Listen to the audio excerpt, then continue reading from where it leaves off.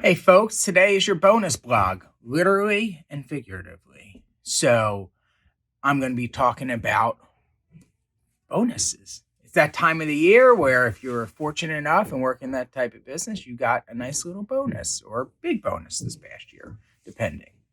But it's important you go into it with a plan. And we really have a lot of meetings in the first quarter generally with clients as they're talking about what do I do? I got 10, 15, 20, 100, $200,000 discretionable that just came into my plate, fell into my plate.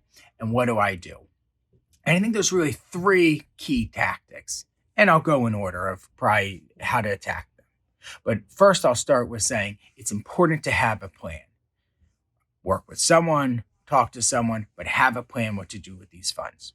So first thing you should be thinking about, get rid of past discretions. Do you have some bad debt? Do you have a high student loans at 10% even, or something that is setting you back from being able to be free financially? Take care of that first. So don't let these things linger. 20% credit card debt. If you have an opportunity using these bonus dollars to rid yourself of past indiscretions, do so. So first, get rid of the past. Second, and I'm a huge proponent of this, is strategize the coming year ahead.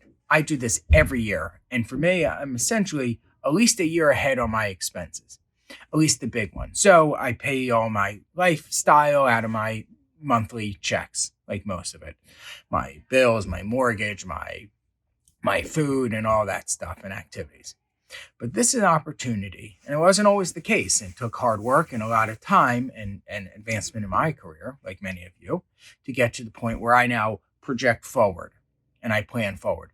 So for instance, I got my bonus this year. I said, okay, what are the big expenses that I can't cover out of cash flow? We're getting a piece of art. We got kids camp this summer. We have 2 vacations planned. And these are all things, for instance, that I don't have just sitting on this in the sidelines and can pay out of my monthly pay. So I put it in a sinking fund. I allocate it accordingly, a little extra for some miscellaneous things, and good. I suggest you do the same. So take some of these funds, think through, sit down with you, your spouse, your planner, and start talking about and thinking about what the future looks like for at least the foreseeable future of the next year until you get a next bonus and can do this again and start to plan accordingly. Now, the final thing, the third thing to really start thinking about with your bonus funds is improving your overall financial picture, your retirement, your kids' college, things of that nature.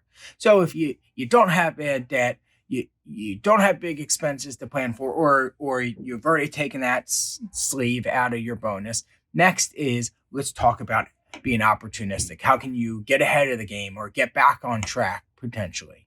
And so this takes planning. This takes, again, thoughtfulness, working with someone generally.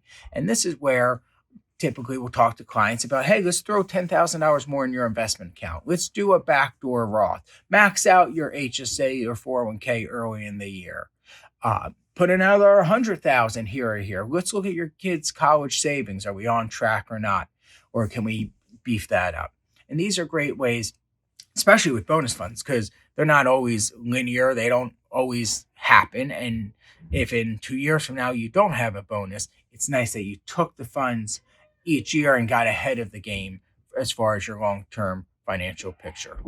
So that's my recommendation. Those are the key 3 things that I really start talking to clients about and friends candidly when they say, hey, I got a bonus of XYZ. What do I do with it? That's my recommendation. So as always, I'm Andrew Rosen, president of Diversified. Stay wealthy, stay healthy, and stay happy.